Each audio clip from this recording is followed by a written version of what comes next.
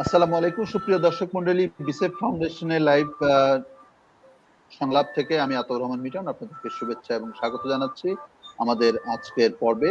আজকে আমরা যুব বন্ধুদের নিয়ে আমরা মূলত কথা বলবো এবং আমাদের সঙ্গে কারো একজনের এখানে নয়েজ হচ্ছে, একটু কি চেক করবেন?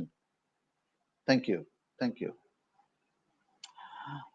আজকে আমরা আমাদের যুব বন্ধুদেরকে নিয়ে কথা বলবো।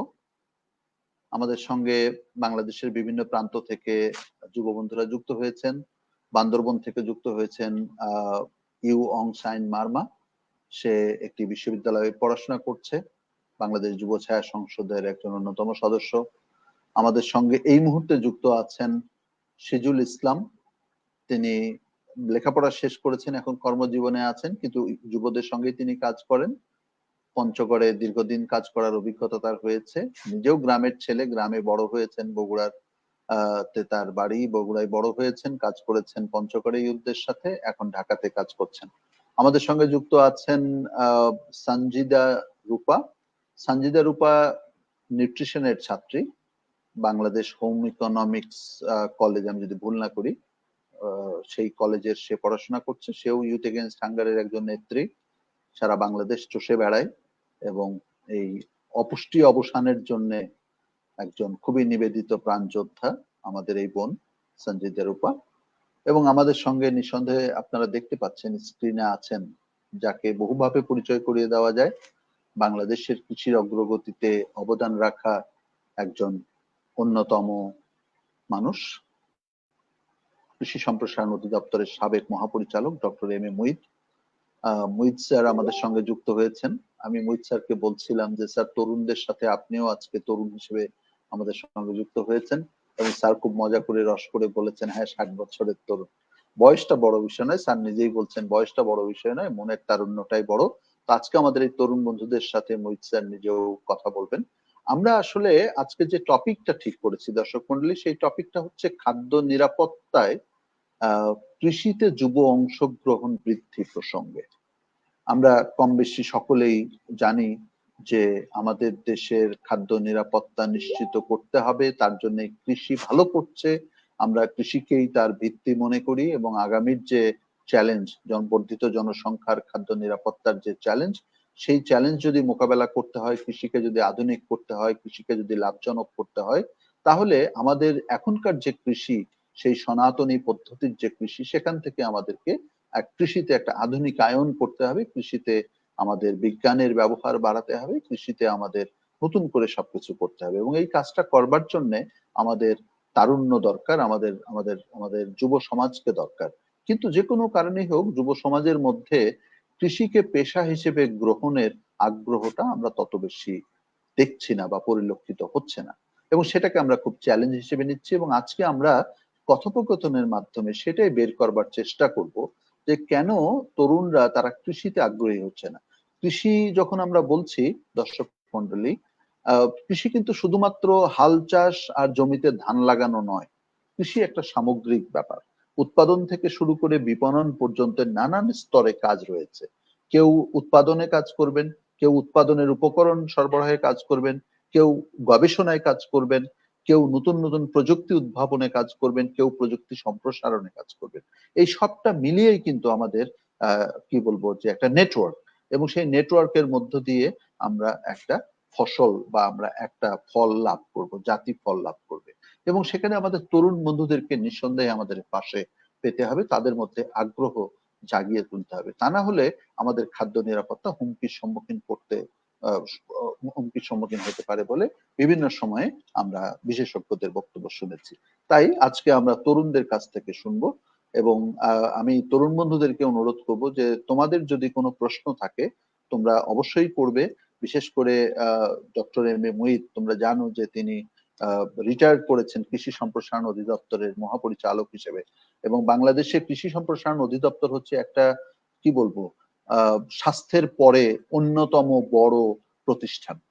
এবং এই যে আমরা কৃষি নিয়ে আজকে বিরাট বিরাট সাফল্যের কাহিনী শুনছি, এই বিরাট সাফল্যের কাহিনী যারা বাস্তবায়ন করেছেন সেটা হচ্ছে কৃষি সম্প্রসারণ অধিদপ্তর, এবং এই অধিদপ্তরের মহাপরিচালকের দায়িত্ব পালন করেছেন ডক্টর এম এ মুহিত। সুতরাং তার অভিজ্ঞতার ঝুলিতে অনেক কিছু রয়েছে, তোমাদের যত প্রশ্ন থাকে তোমরা তাকে করতে পারো। তিনি শুধু জ্ঞানগর্ভ বক্তৃতা দেবেন তাই নয়, তিনি তোমাদের কথা শুনে তোমাদের তৃষ্ণা মেটাতে পারবেন বলে আমি বিশ্বাস করি। এবং আমরা তোমাদের কথোপকথনের মধ্য দিয়ে তোমাদের চিন্তা থেকে হয়তো একটা পথ পাবো যে যুবকদেরকে আকৃষ্ট করার জন্য, কৃষিতে যুবকদেরকে নিয়ে আসার জন্য আসলে নীতি নির্ধারণী পর্যায়ে কি করা দরকার, এবং আমরা নিজেরাও আমাদের মনোজাগতিক পরিবর্তনের জন্য, আমরা নিজেরা উৎসাহিত হওয়ার জন্য আমরা কি করতে পারি, সেই জন্য আমি তোমাদেরকে অনুরোধ জানাবো। দর্শক মণ্ডলী, আপনারাও থাকুন আমাদের সাথে, আপনারাও প্রশ্ন করুন, সহায়তা করুন, পরামর্শ দিন।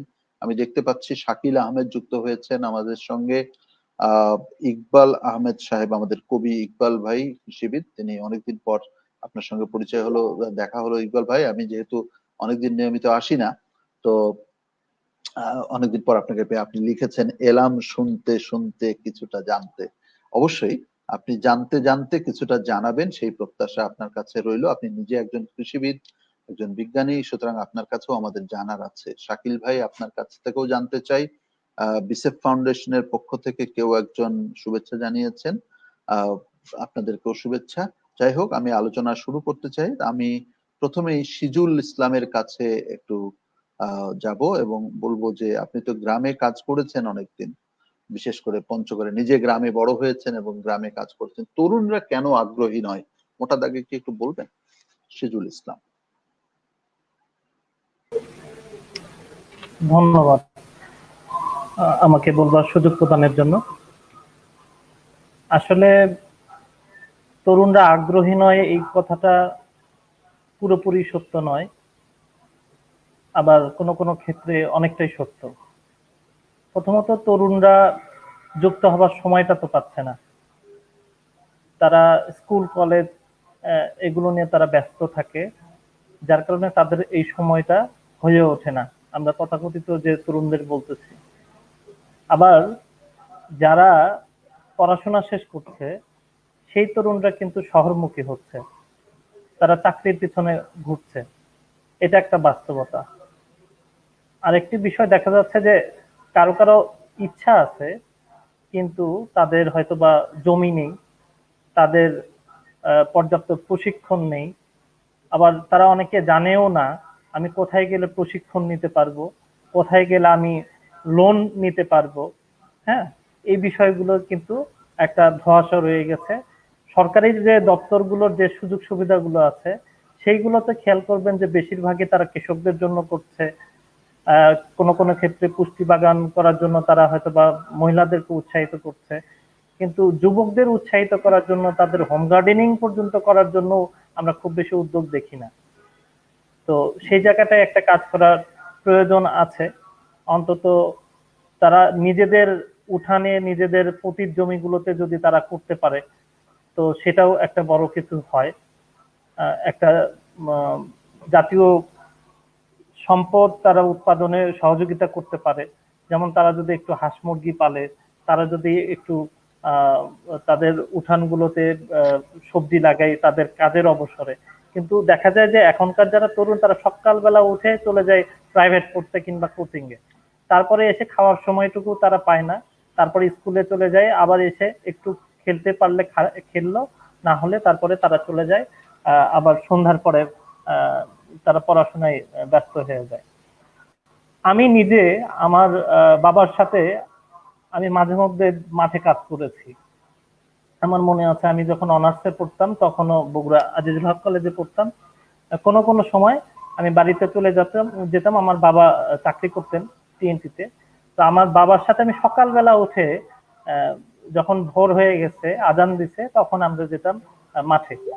৯টা পর্যন্ত সেখানে নিড়ানির কাজ করতাম, আরো টুকটাক যে কাজগুলো করতাম। তারপরে দেখা যেত যে বাবা তার চাকরিতে চলে যেত, আমার যদি সেদিন কলেজ না থাকতো আমি একটু কাজ করতাম, খুব বেশি পারতাম না, ওটুকুই হয়তো বা প্রথম দিকে করেছি। তারপরে ধান লাগানো, ধান কাটা, এই কাজগুলো আসলে অন্য লোকজনদেরকে দিয়ে করাইতে হয়েছে। তো কিছু সীমাবদ্ধতা তো আছেই। আমি হয়তো বা চেষ্টা করেছি অল্প, কিন্তু আমি পুরোটা পারিনি। আর আমি পড়াশোনা শেষ করে আসলে আমার জমি নাই, আমার ব্যক্তিগত আমাদের জমি নেই, তাহলে আমি কেন গ্রামে ফিরে যাব? আমাকে যদি কেউ বলে যে আপনি গ্রামে যে কৃষিতে কিছু করার চেষ্টা করেন, কিন্তু আমার তো আসলে কৃষিতে চেষ্টা করবো, আমার তো জমি নাই। তো সেক্ষেত্রে আমি মাস্টার্স কমপ্লিট করেছি, আমি তখন বেছে নিয়েছি যে আমি নিজে আসলে চাকরি করব। আমি পঞ্চগড়েও যেটা দেখেছি যে একই রকম অবস্থায় আসলে একটু বগুড়ার চেয়ে অনগ্রসর এলাকা বলতে পারি পঞ্চগড়। যদিও সেখানকার কৃষি নির্ভর অর্থনীতি বলা যায়, সেখানে কৃষিটাই অনেক বেশি হয়, অনেক মানুষ কৃষিতেই নির্ভর। তো সেই জায়গাটায় আবার দেখা যাচ্ছে যে কৃষির যে জ্ঞানগুলো দরকার সেই জ্ঞানগুলো তাদের কিন্তু অনেকেরই নাই। আমি আরেকটা বিষয় বলবো যে কৃষি বিশ্ববিদ্যালয় আমাদের বাড়ানো উচিত। আর কৃষি নিয়ে আমাদের পড়াশোনা দেখা যায় যে এসএসসির পরে আর খুব বেশি থাকে না। তো এইটা ইন্টারমিডিয়েটেও যুক্ত করা উচিত সর্বস্তরে, এবং কৃষি বিশ্ববিদ্যালয় অনেক বেশি বাড়ানো উচিত, কৃষি ডিপ্লোমা কলেজগুলো অনেক বেশি বাড়ানো উচিত, যাতে সম্ভব হলে প্রত্যেক জেলায় একটা করে কৃষি ডিপ্লোমা কলেজ যদি তাও করা যায়, আমার মনে হয় যে যুবকরা অন্তত উদ্বুদ্ধ হবে এবং কৃষি বিশ্ববিদ্যালয় আরো বেশি বেশি বাড়ানো উচিত উচিত এবং কাজের ক্ষেত্রটা তৈরি করা উচিত তাদের। কৃষিতে পড়েও যে তারা এসে বিসিএস ক্যাডার হইতে পারবে, সবকিছুই তো করতে পারবে, আবার চাইলে তারা কৃষকও হইতে পারবে। আরেকটা মজার ব্যাপার যে বললাম যে বিভিন্ন ব্যাংকগুলো লোন দেয় না। এখন দেখা যাচ্ছে একটা শিক্ষিত ছেলে, সে শিক্ষিত হয়েছে, তার কোনো কারণে জমি নাই, কোনো কারণে পুকুর নাই, তাহলে ব্যাংকগুলো তো তাকে লোন দিতে আগ্রহী হচ্ছে না বা হবে না, এবং অনেক ক্ষেত্রে তারা প্রশিক্ষণ নেওয়ারও সুযোগ হয়নি। তো এই জায়গাগুলোতে আমাদের এই সীমাবদ্ধতাগুলো কাটিয়ে ওঠা উচিত, তাহলে হয়তো আমরা যুবকদের যুক্ত করতে পারবো, আমি মনে করি। ধন্যবাদ সিরাজুল ইসলাম।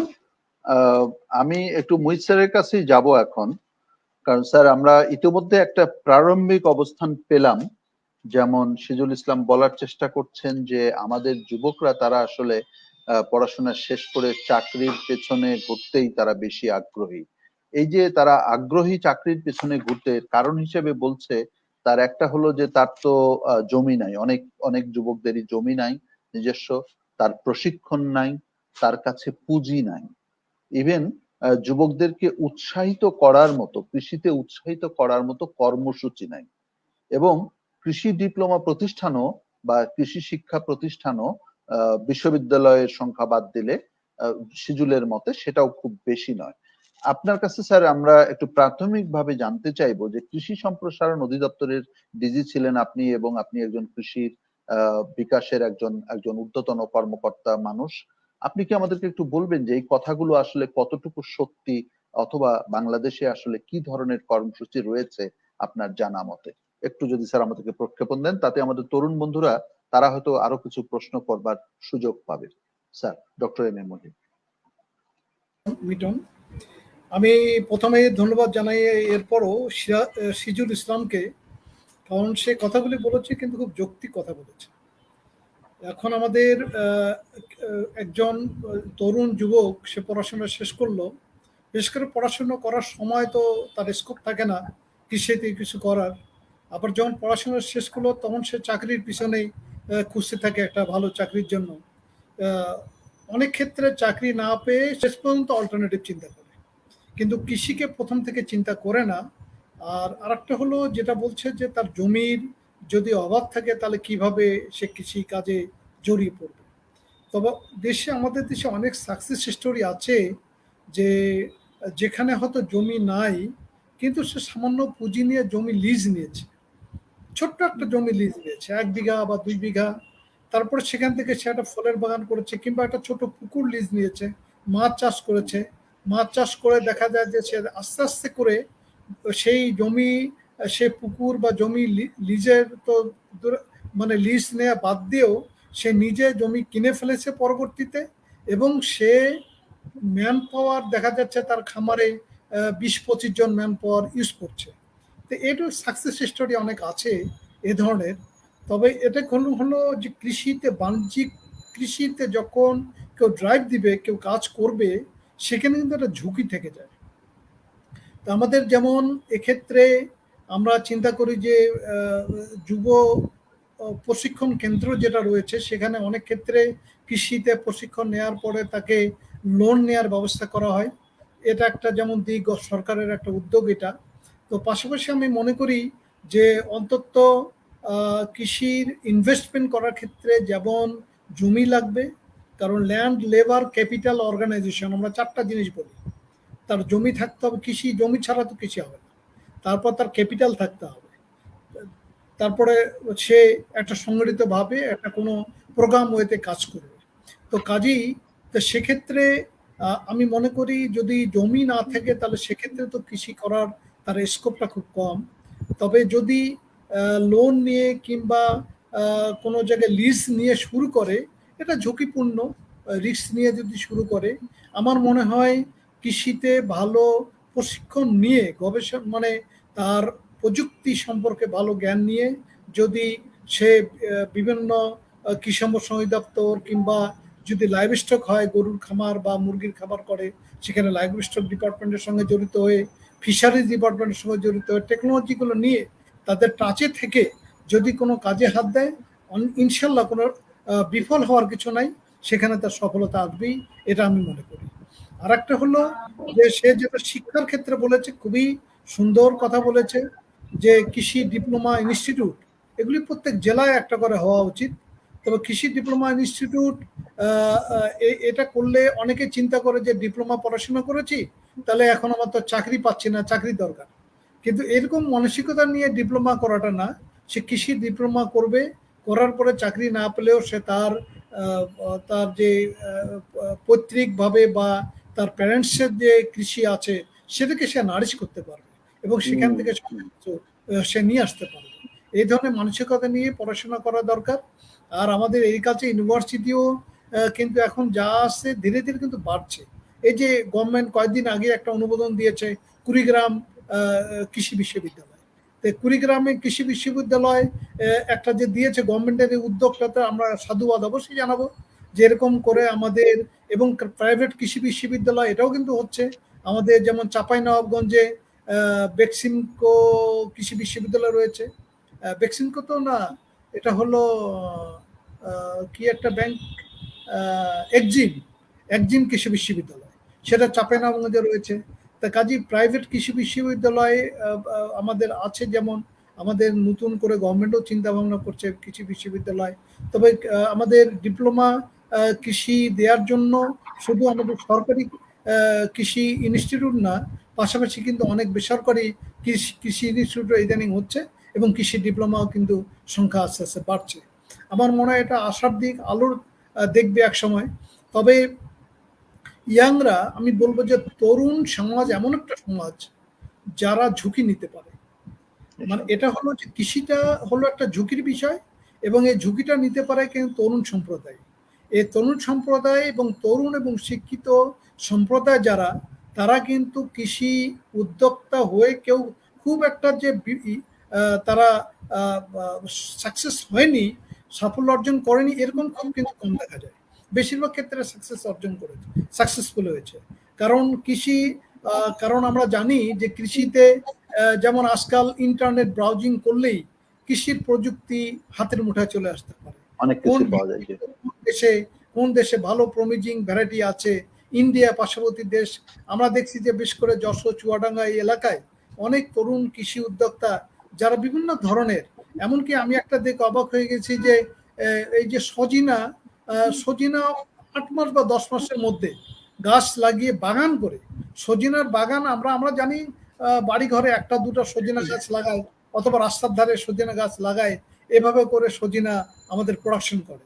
কিন্তু এক ইয়াং তরুণ একজন, সে এই সম্ভবত চুয়াডাঙ্গা কিংবা ঝিনাইদহ এরকম হবে, সে সজিনার বাগান করে ফেলেছে এবং 8 মাস বা 10 মাসের ছোট ছোট গাছে সে সজিনা প্রায় 150 থেকে 200 টাকা করে কেজি বিক্রি করে।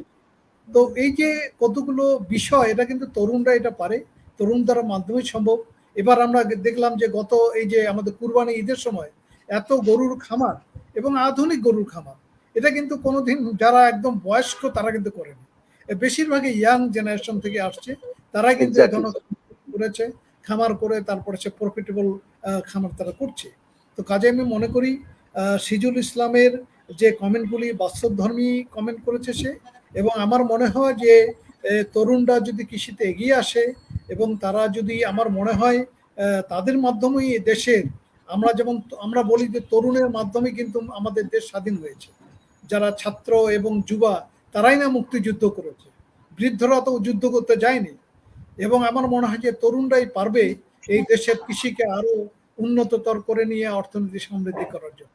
এ আমার একদম সাংঘাতিকভাবে বিশ্বাস। আমি আরো একটা উদাহরণ বলতে চাই, সেটা হলো কৃষি বায়োস্কোপ।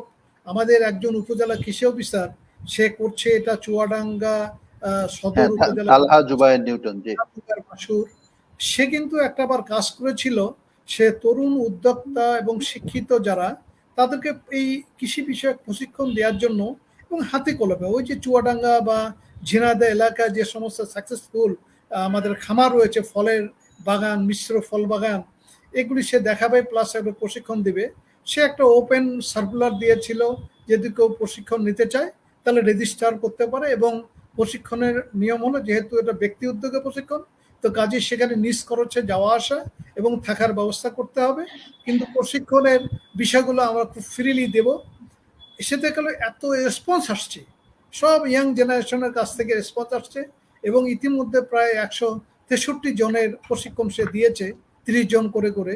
এটা কিন্তু তারা যারা প্রশিক্ষণ নিতে আসছে তাদের অনুভূতি, আমি কয়েকটা প্রশিক্ষণে অ্যাটেন্ড করেছি এবং সেখানে তাদের অনুভূতি যে এই যে এখানে এসে শুধু শুনলামই না, পাশাপাশি দেখলাম, কিছু খামার ভিজিট করলাম, সেখানে তো মাল্টা বাগান, ড্রাগন ফলের বাগান, পেয়ারা বাগান, আমের বাগান, নানান ধরনের বাগান, মিশ্র ফল বাগান, এগুলি দেখে তারা উদ্বুদ্ধ হয়ে তারা কিন্তু নিজেরাও যে সেই খামারগুলি তারা গড়ে তুলছে। তো কাজেই এটা খুব মানে রেসপন্সিভ যে তরুণরা এগিয়ে আসবে এবং অনেক আগ্রহী তরুণ আমাদের ইতিমধ্যে সৃষ্টি হয়েছে বা হচ্ছে। এবং যারা কৃষিতে আসবে, বাণিজ্যিকীকরণের কাজ করবে এবং আধুনিক কৃষি তারা গ্রহণ করে আমাদের এই কাজগুলি করবে, এটা আমি সাধুবাদ জানাই তরুণদেরকে।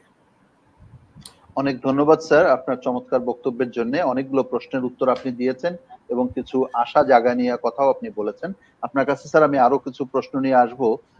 আপনি যতটুকু ইনফরমেশন দিয়েছেন তার প্রেক্ষিতে নিশ্চয়ই আমাদের দুজন বন্ধু আছেন, আমি বিশেষ করে খাগড়াছড়ি থেকে, বান্দরবন থেকে যুক্ত হয়েছে আমাদের সঙ্গে অং সাইন মার্মা। আমরা তাকে একটু অনুরোধ করব যে ওখানকার বাস্তবতা জানাতে। তার আগে একটু বলে রাখি মার্মা, তুমি শুনলে আমাদের মহিত স্যারের কাছে, মহিত স্যার কিন্তু অনেকগুলো আশা জাগা নিয়ে কথা বলেছে। আমাদের সিজুল ইসলাম যে সংকটগুলোর কথা বলেছিল সেই সংকটগুলোর বিপরীত একটা চিত্র, একটা একটা আশাবাদের জায়গা আমরা দেখলাম। একটা তো হলো যে বাংলাদেশ সরকার কুড়িগ্রামে একটা কৃষি বিশ্ববিদ্যালয় প্রতিষ্ঠার ঘোষণা দিয়েছে। আমরাও আমাদের এই অনুষ্ঠান থেকে বিসেফ ফাউন্ডেশনের পক্ষ থেকে বাংলাদেশ সরকারকে এই যুগান্তকারী সিদ্ধান্ত গ্রহণের জন্য অভিনন্দন জানাই, ধন্যবাদ জানাই। এটা খুব ভালো একটা কাজ হয়েছে যে কুড়িগ্রামের মতো একটা প্রত্যন্ত অঞ্চলে একটা কৃষি বিশ্ববিদ্যালয় করবার উদ্যোগ নিয়েছে। এক্সিম ব্যাংক তারা চাঁপাইনবাবগঞ্জে কৃষি বিশ্ববিদ্যালয় করার উদ্যোগ নিয়েছে, সেটিকেও আমরা আশাবাদ ব্যক্ত করি। বেসরকারি চলছে, কিন্তু চলছে, ওটা চালু হয়েছে, আচ্ছা আমি জানি না sir. That's very good, that's very good. তো বেসরকারি উদ্যোগেও আমাদের তো এরকম উদ্যোগ থাকা দরকার এবং সেটা নেওয়া উচিত, খুবই ভালো। এবং স্যার যে কথাটা বলেছেন যে আমাদের তরুণরা মুক্তিযুদ্ধ করেছে, সুতরাং এই যে বুকের তাজা রক্ত ঢেলে দেশ মাতৃকাকে স্বাধীন করবার যেই সাহস তারা অতীতে দেখিয়েছে, শুধু তখনই কেন, আমাদের এমন কোনো সংগ্রাম পাওয়া যাবে না, ভাষার সংগ্রাম বলি আর মুক্তির সংগ্রাম বলি কিংবা স্বৈরাচার বিরোধী সংগ্রাম বলি, কোন সংগ্রামে আমাদের তরুণরা তারা বুক চিতিয়ে দেয় নাই। হ্যাঁ, এবং সে কারণেই তো কবি বলেছেন যে এখন যৌবন যার, যুদ্ধে যাবার তার শ্রেষ্ঠ সময়। তো সুতরাং লড়াইটা কোনটা, শত্রুটাকে আমি কিভাবে দেখছি সেটা বোধহয় খুব গুরুত্বপূর্ণ। যেমন আমাদের আমাদের খাদ্যের অভাবকে যদি আমি আমার একটা সংকট হিসেবে দেখি এবং সেই সংকট মোকাবেলা করাটাকে যদি আমার লড়াই হিসেবে আমি দেখি, তাহলে সেখানে তো তরুণদেরই এগিয়ে আসবার কথা। খালি আমাদের দেখতে হবে যে আমরা আমরা কোনটাকে আসলে ইস্যু মনে করছি আর কোনটাকে আমরা ইস্যু মনে করছি না। তো আমরা অং সাইন মার্মা তোমার কাছে একটু জানতে চাইবো, তুমি আমাদেরকে একটু বান্দরবনের এবং আমাদের যে পিছিয়ে পড়া জনগোষ্ঠী যারা আছে তাদের মধ্যে কৃষিতে, বিশেষ করে তরুণ যুব সমাজ, তাদেরকে কৃষিতে কিরকম আগ্রহী মনে হচ্ছে, তোমার দৃষ্টিতে তাদের চ্যালেঞ্জ কি? আমি সাথে সাথে আরেকটা বিবিধ বিষয় বলে রাখি, আমাদের ডক্টর ওয়াইস কবির স্যার বোধহয় ঢোকার চেষ্টা করছেন, কিন্তু আমি দেখতে পাচ্ছি যে ওনার ডিভাইস নট কানেক্টেড। স্যার যদি আমাকে শুনতে পান, আপনি আবার বের হয়ে গিয়ে আবার যুক্ত হন। সেই অনুরোধটা হলো, সাজ্জাদের কাছে অনুরোধ একটু স্যারকে সাহায্য করেন। ইতোমধ্যে কিছু কমেন্ট আমাদের কাছে এসছে, আমি সেই কমেন্ট গুলো থেকে দুই একটা আপনাদেরকে পড়ে শোনাচ্ছি। এগুলো স্ক্রিনে কিছু দেখানো হয়েছে। যেমন আমাদের ইকবাল আহমেদ সাহেব, তিনি বলেছেন যে এখন নগর কৃষিও লাভজনক, চাই অভিজ্ঞতা ও শখ। হ্যাঁ, শুধু কৃষি মানে যে শুধু গ্রামে করতে হবে তা কিন্তু নয়, সেটাই উনি বলেছেন। তিনি আরেকটা জায়গায় বলেছেন ঋণ আষ্টে পৃষ্ঠে বাঁধে দিন দিন। হ্যাঁ, ঋণের কথা, ঋণ আমাদের প্রয়োজন, কিন্তু এটাও ঠিক যে ঋণ আমাদেরকে বেঁধে ফেলে। আমাদের কৃষি পরম্পরা সাইড থেকে একজন বলছেন যে আমাদের দেশের কৃষক দেখে বিশ্বাসী, শুনে নয়। যারা কৃষিকাজের সাথে যুক্ত তারা তাদের ফসলে প্রতিনিয়ত লোকসানের মুখ দেখছে, তারা ফসল ফলিয়ে লাভের মুখ তেমন একটা দেখছে না। তাই আমাদের যুব সমাজ ধীরে ধীরে কৃষি থেকে সরে যাচ্ছে। এটা কিন্তু একটা খুবই গুরুত্বপূর্ণ স্টেটমেন্ট স্যার। পরে আমি আপনার কাছ থেকে এই ব্যাপারে শুনবো যে কৃষিকে তো আমরা বলছি লাভজনক, কৃষিতে তো আসলে লাভই হচ্ছে। আমরা তো অনেক গল্প শুনি যে সেটা লাভের গল্প শুনি। তাহলে কেন আমার এই কৃষি পরম্পরার সাইড থেকে বন্ধু বলছেন যে কৃষি আসলে ক্রমাগত লোকসান হচ্ছে এবং এই লোকসানের কারণেই তারা সরে যাচ্ছে? নিশ্চয়ই কোনো একটা বেসিস আছে এবং এর থেকে উত্তরণের উপায়ও নিশ্চয়ই আছে। আমরা সেই ব্যাপারে একটু শুনবো। আহ একজন লিখছেন জিন্নুর রহমান, তিনি লিখছেন প্রাথমিক শিক্ষা কার্যক্রমে ও কৃষি শিক্ষাকে বাধ্যতামূলক করা দরকার। এটা একটা গুরুত্বপূর্ণ চিন্তা যে প্রাথমিক পর্যায়েও আমরা কৃষি শিক্ষাকে বাধ্যতামূলক করব কিনা, বিশেষ করে বেসিক কৃষি, অন্তত আমার খাদ্যের যে সোর্স, হ্যাঁ, সেটা আমরা কতটুকু ছেলে মেয়েদেরকে উৎসাহিত করব সেটা বোধহয়। কারণ ছোটবেলা থেকেই তো স্বপ্নটা তৈরি হয়। আমরা স্কুলে যাওয়ার আগেই আমাদেরকে জিজ্ঞেস করা হয় বড় হয়ে কি হবে। তো ছেলে হলে ইঞ্জিনিয়ার, মেয়ে হলে ডাক্তার। এই দুইয়ের মধ্যেই তো আমরা তো কেউ শিক্ষকও হতে চাই না, কৃষক তো হতেই চাই না, কৃষি বিজ্ঞানী তো হতেই চাই না। এই যে জায়গাটা, সেই জায়গাটা থেকে আমাদেরকে মনে হয় যে একটু চিন্তার মধ্যে আসতে হবে। আহ আমি এটা একটা খুব ভালো একটা চিন্তা। ইকবাল আহমেদ সাহেব আবার বলছেন যে সনাতন কৃষি অলাভজনক, জ্ঞান ও প্রযুক্তি না থাকলে ঝুঁকি মারাত্মক। তো এই যে জ্ঞান এবং প্রযুক্তি আনতে হবে, না হলে ঝুঁকি যে মারাত্মক, তার জন্যই তো তরুণদেরকে লাগবে। আমাদের একজন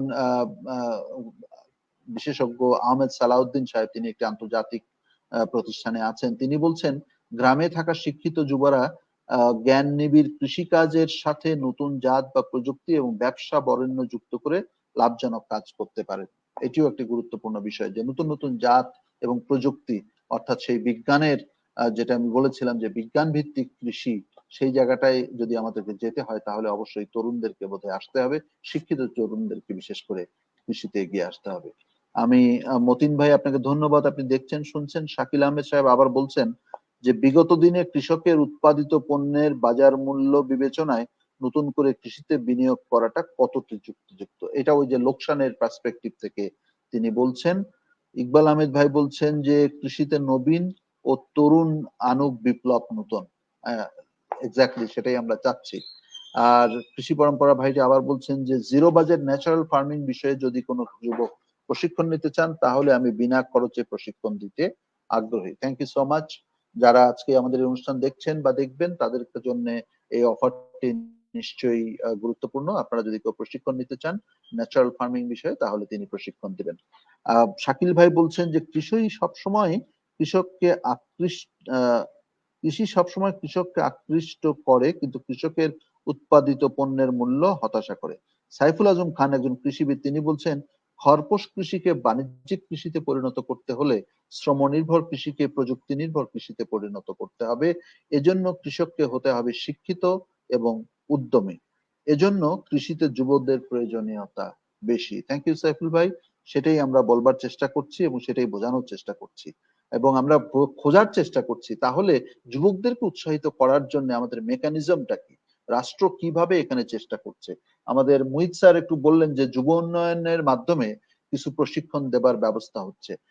ওখানে আমি যতটুকু জানি সেখানে পোল্ট্রি বিষয়ে প্রশিক্ষণ হয়, গবাদি পশুপালন বিষয়ে প্রশিক্ষণ হয়, কিন্তু ফসল বিষয়ে প্রশিক্ষণ যুব উন্নয়ন সম্ভবত দেয় না। আমার জানার ভুল থাকতে পারে, কিন্তু আমার অভিজ্ঞতা এইটুকু। তাহলে কৃষি ফসল বিষয়ক প্রশিক্ষণ যুবকরা কোথা থেকে নেবে? যুব উন্নয়ন তো দিচ্ছে না।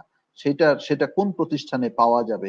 ইনফ্যাক্ট সিজুল ইসলামও সেরকম একটা প্রশ্ন রেখেছিল, কৃষি সম্প্রসারণ অধিদপ্তর বা অন্য কোনো দপ্তর আছে কিনা। কৃষি বায়োস্কোপের কথাটা স্যার বলেছেন, সেটা একটা ভলান্টারি উদ্যোগ। আমরা জানি যে তালহা জুবায়ের, মাসরুর নিউটন, সে চুয়াডাঙ্গাতে করছে, এটা ভলান্টারিলি করছে, কিন্তু প্রফেশনালি সরকারের দিক থেকে আয়োজনটা কি সেটা বোধহয় আমাদের একটু জানা দরকার। আপনাদের কারো জানা থাকলে অবশ্যই জানাবেন। আমরা এখন মারমার কাছে ফেরত যাই। অনেকক্ষণ আমরা করলাম। দর্শক মণ্ডলী, আপনারা মতামত দিতে থাকুন, আপনাদের কমেন্টস খুবই গুরুত্বপূর্ণ। মারমা, বান্দরবনের পরিস্থিতি কি? থ্যাংক ইউ মিতন ভাই, আমাকে সুযোগ দিয়েছেন। তো বান্দরবনের পরিস্থিতি পজিটিভ নেগেটিভ দুটোই আমি আলোচনা করব।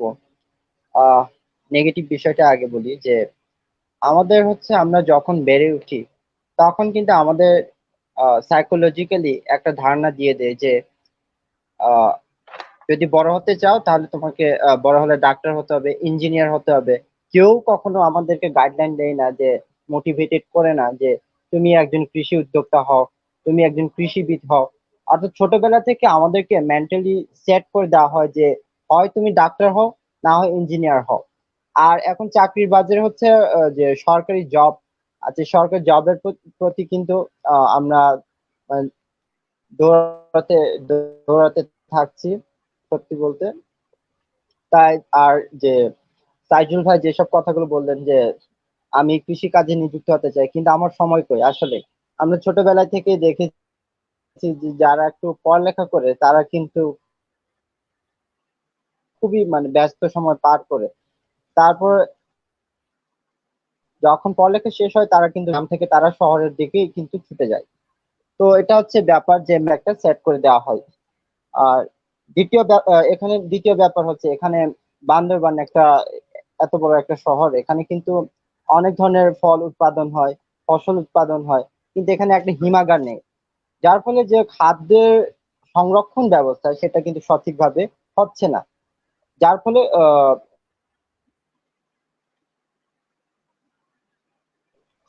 ফসল তাড়াতাড়ি ব্যাপার। আর পর্যটন স্পটের একটা ব্যাপার আছে, পর্যটন স্পট আর যে ইটের ভাটা, যে উন্নয়নমূলক কার্যক্রমের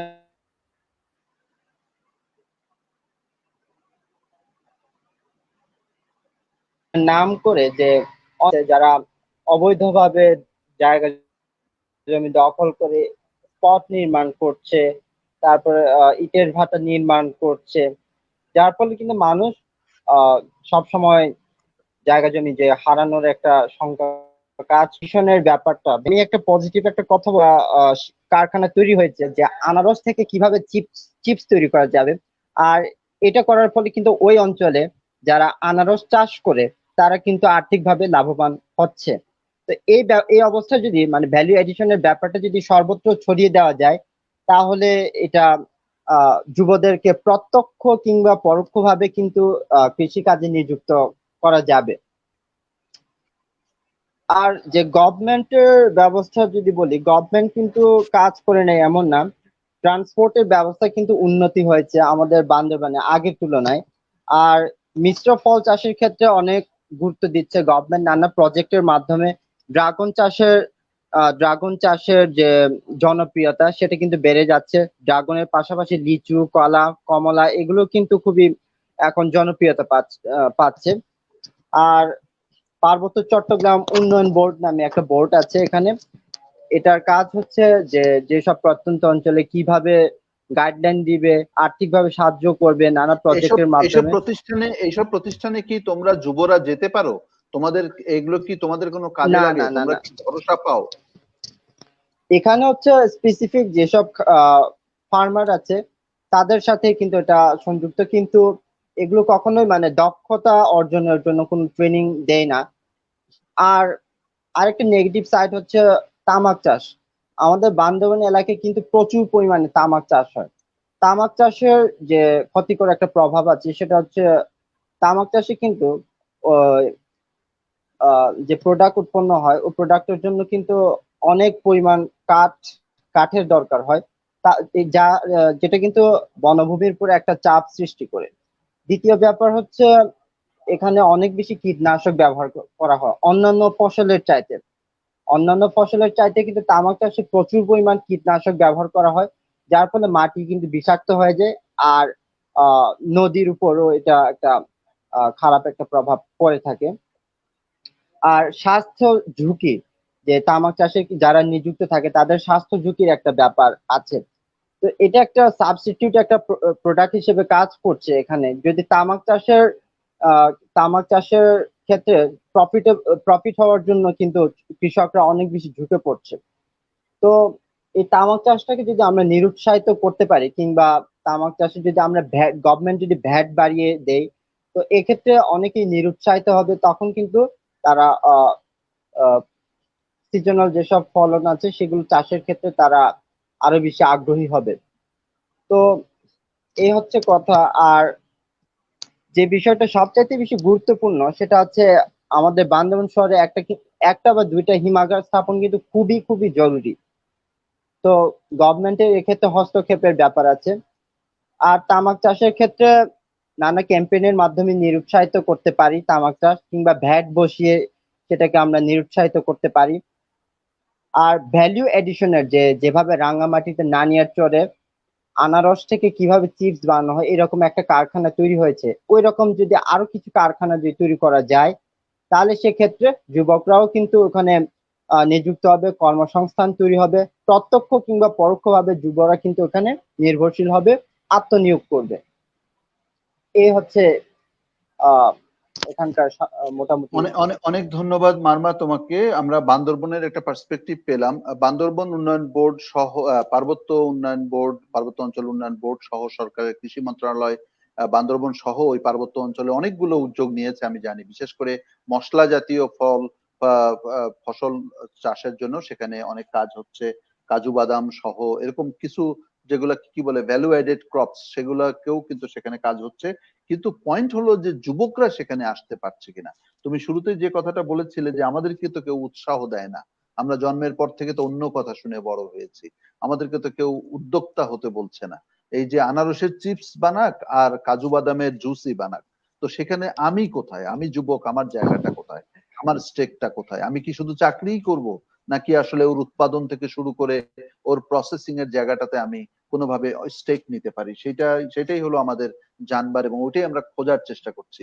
আমাদের আমাদের দেশের একজন অন্যতম কৃষি বিশেষজ্ঞ ডক্টর ওয়াইস কবির, যিনি রুশো কবির নামে পরিচিত, তিনি একটি প্রশ্ন মন্তব্য করেছেন। আমি সেটি একটু মুহিত স্যারের জন্য দিচ্ছি, যেটা আমি একটু বলেও ছিলাম। উনি বলছেন যে formal training in agri is offered by যুব উন্নয়ন অধিদপ্তর। এটা স্যার বলছেন ও এনিওয়ান মে কারেক্ট মি। তো যুব উন্নয়ন অধিদপ্তর কোনো ফর্মাল ট্রেনিং অন এগ্রিকালচার এটা দেয় কিনা, সেটা কিন্তু আসলে আমারও একটু জানবার বিষয়, আমিও জানি না। আমি আগেই বলেছি পোল্ট্রি দেয়, লাইভ স্টক দেয়, কিন্তু এগ্রিকালচার যেটা ফসল আমরা যেটা বলি সেটার উপরে ট্রেনিং দেয় কিনা আমার জানা নাই। কিন্তু আমরা ওই জায়গাটাও খুব গুরুত্বপূর্ণ মনে করি, সেখানে অবশ্যই হওয়া দরকার। আমরা একটু সঞ্জিদের কাছে আসবো। ইতিমধ্যে জাহিদ বলে একজন, জাহিদ হাসান পঞ্চগড় থেকে আমাদের সাথে যুক্ত হয়েছে। ও বোধহয় নেটওয়ার্ক নিয়ে স্ট্রাগল করছে। আমি জাহিদের কাছে যাওয়ার আগে একটু সানজিদের কাছ থেকে শুনতে চাই। সানজিদা শহরের মেয়ে, ঢাকার মেয়ে, ঢাকাতে বড় হয়েছে। ও জন্মেছে কিনা আমি জানি না, কারণ আমি জানি ওর দাদা বাড়ি ফরিদপুর। তো যাই হোক, তো ও শহরে বড় হওয়া মেয়ে, পড়াশোনা করছে নিউট্রিশনের চ্যালেঞ্জ মোকাবেলায় ও একেবারে প্রতিশ্রুতিবদ্ধ। ইউথ এগেইনস্ট হাঙ্গারের নেত্রী হিসেবে সে অনেক কাজ করছে, অনেক কিছু ভাবছে। কিন্তু নিউট্রিশনের চ্যালেঞ্জ মোকাবেলা করতে হলে তো আমার খাদ্যের উৎপাদনটা বাড়াতে হবে। কারণ আমি যদি খেতে না পাই পর্যাপ্ত, আমার রেকোয়ার্ড ক্যালোরি যদি আমি না পাই, পুষ্টিকর খাবার যদি আমি না পাই, তাহলে তো আমার নিউট্রিশন মোকাবেলা হবে না। এখন ওই উৎপাদন পর্যায়ে তো আবার যুবকরা যাচ্ছে না বা যেতে চাচ্ছে না, তাহলে আমি নিউট্রিশন মোকাবেলা করব কিভাবে? তোমার কি সাজেশন, কেন যুবকরা যেতে চায় না? তুমি তোমার বন্ধু বান্ধব এবং নিজের জীবন থেকে যদি আমাদেরকে একটু বলো যে আসলে কি হলে যুবকরা আরো বেশি আকৃষ্ট হতে পারতো। রূপা। ধন্যবাদ ভাইয়া। জি ভাই, আমি আপনাদের সবার কথাই শুনছিলাম। আজকে আসলে এমন একটা বিষয় নিয়ে আলোচনা হচ্ছে, যা হচ্ছে বাংলাদেশের শক্তি। আমি যদি বাংলাদেশ বলি তাহলে কৃষিটা অটোমেটিক চলে আসে। বাংলাদেশ আর কৃষি দুইটা আসলে ওতপ্রোতভাবে জড়িত। কোনোটা ছাড়া আমরা কোনোটা কল্পনা করতে পারি না। কিন্তু মানে একটা হতাশা জায়গা থেকে বলতে হয় যে কৃষি যে মানে জায়গাটা আছে, সেখানে যুবকদের ভূমিকাটা দিন দিন কমে যাচ্ছে, বা তাদের আগ্রহটা সেখানে সেরকম ভাবে আসছে না। তো এর পেছনে নানাবিধ কারণ থাকতে পারে। সেখানে সিজুল ভাই থেকে শুরু করে মারমা কথা বলেছেন, তারপরে আমাদের মুহিত স্যার কথা বলেছেন, এবং সেখানে কিছু তিনি এর কিভাবে আমরা কিভাবে কাজ করতে পারি সে ব্যাপারেও তিনি কথা বলেছেন। আমি একটু কথা বলি যে ভাইয়া বারবারই বলছেন আমি পড়াশোনা করছি, তাই আমি পুষ্টি বিষয়ক একটু কথা বলি যে আমরা যদি 3 বেলা খেতে পাই, পেট ভরে আমরা খেতে পেলাম, তিন বেলা খাওয়া মানে আমি যে পুষ্টিটা নিতে পারলাম পুরোপুরি, এটা কিন্তু আসলে না। যে আমি তিন বেলা ভাত খেলাম এবং আমি মনে করলাম যে আমি পুরোপুরি পুষ্টিটা নিয়ে নিতে পারলাম, এটা কিন্তু একটা ভুল কনসেপ্ট। হ্যাঁ, যে পুষ্টিটা মূলত খাবারের উপর নির্ভর করে, যে এবং এটা খাবারের বিভিন্ন বিভিন্ন খাবারের উপর বিভিন্ন ধরনের পুষ্টি নির্ভর করে। এটা এটা বুঝে তারপরে মানে প্রপার জ্ঞানের একটা এখানে একটা বিষয় আছে, যে আমি একটা জিনিস খেলাম, আমি আমি যদি ওই প্রপার জ্ঞানটা না থাকে যে ওই ওই যেটা আমি খেলাম সেটা আসলে আমার শরীরে কাজ করছে কিনা বা আমি ওই পুষ্টিটা পাচ্ছি কিনা, তাহলে কিন্তু সেটা কার্যকর হবে। আদতে সেটা কার্যকর হবে না। তো বাংলাদেশের আসলে এরকম একটা পরিস্থিতি যে যেটা মারমা বলছিল যে ছোটবেলা থেকে আমরা ওভাবে, আমি যেহেতু শহরের মেয়ে, আমি কখনো সেভাবে সরাসরি কৃষির সাথে যুক্ত ছিলাম না, এবং আমি কখনো দেখিনি যে আমার বাবা আমার মা তারা সরাসরি মানে কৃষির সাথে সম্পৃক্ত আছে একদম সরাসরি, এটা আমি কখনো দেখিনি। কিন্তু তাও আমি কিন্তু একটা কৃষির উপর টান অনুভব করি, যে যার ফলশ্রুতিতে আমি আমার বাসায় ছাদে অথবা আমার আমার যে ছোট্ট বারান্দাটা আছে সেখানে আমি ছোটখাটো কিছু একটা করার চেষ্টা করি। যেমন আজকে আমি একটু বলি যে আজকে আমি আমার ছোট একটা বাগান থেকে আমি করলা হয়েছে, সেখান থেকে আমি করলা ছিঁড়েছি। তো ওইটা একটা আমার মানে আত্মতৃপ্তির জায়গা, যে আমি হয়তো সরাসরি কৃষির সাথে যুক্ত হতে পারিনি, কিন্তু আমার পরিবারে যতটুকু দরকার হয়তো আমি আমার ছোট্ট বাগানের মাধ্যমে সেখান দিতে পারছি বা করতে পারছি। এটা একটা আত্মতৃপ্তি ব্যাপারও হতে পারে, শখের বিষয়টা বলতে পারেন যে হ্যাঁ আমি শখ থেকেও বলছি, এবং যে পুষ্টি ব্যাপারটাও আসে, আমি কিন্তু মানে আমার পরিবারের জন্য পুষ্টি ব্যাপারটা আমি নিশ্চিত করতে পারছি। শখের ব্যাপারটা ঠিকই আছে, এটা ঠিক আছে, কিন্তু কিন্তু রূপা মেইন স্ট্রিমিং কৃষিটার কথা তো ভাবতে হবে। ধরো এরকম একটা দুটো করলা হচ্ছে বা বারান্দার মধ্যে হচ্ছে, ওই এক করলা 1 কেজি করলার থেকেও বেশি, সেটা আমি বুঝতে পারি, সেটা আবেগের জায়গা থেকে বুঝি, কিন্তু প্র্যাকটিক্যালি তো আমাদের উৎপাদন বাড়াতে হবে এবং আমাদের সেইটা, কারণ ধরো আজকে লোক সংখ্যা 18 কোটি, আর কিছুদিন পরে যদি এটা 20 কোটি 25 কোটি হয়ে যায়, তো এই জনগোষ্ঠীকে তো খাওয়াইতে হবে, তাই না? তো সেই জন্য আমাদের উৎপাদনটা বাড়াতে হবে। ওইখানে কৃষিতে আমাদের এনগেজমেন্টটা কিভাবে হতে পারে, কি হলে তুমি তুমি রূপা ভাবতে যে আমি কৃষি করব? জি ভাই, আমি আপনার কথাটা বুঝতে পেরেছি। ভাই আমি যদি এই 2020 সালে 21 সালে আমরা বসবাস করছি, আমরা যদি 2050 সালের দিকে তাকাই, যে তখন দেখা যাবে যে প্রতি 10 জন যুবকের থেকে 7 জন যুবকই হচ্ছে শহরমুখী বা শহর কেন্দ্রিক, মানে শহরমুখী হচ্ছে, বা এরকম মানে শহরমুখী দিন বেড়ে যাবে। তো এর পেছনে কারণটা যদি আমি ধরি, যে আমি যদি এখন পড়াশোনা করছি, এখন যদি আমি আমার ফিউচারটাকে সেটেল করতে না পারি যে আমি কি করব, বা আমি ভবিষ্যতে আমার ডাল ভাতের আমার মানে আমি যে ব্যবস্থা সেটা যদি আমি নিশ্চিত করতে না পারি, তাহলে হয়তো অবশ্যই আমি এই দিকে ঝুঁকবো না। আমার যদি অপশন থাকে, এখনকার যে পরিস্থিতি, একজন কৃষকের ছেলে যে কৃষক, তিনিও কিন্তু চান যে আমার ছেলে বড় কৃষি কাজ করবে না।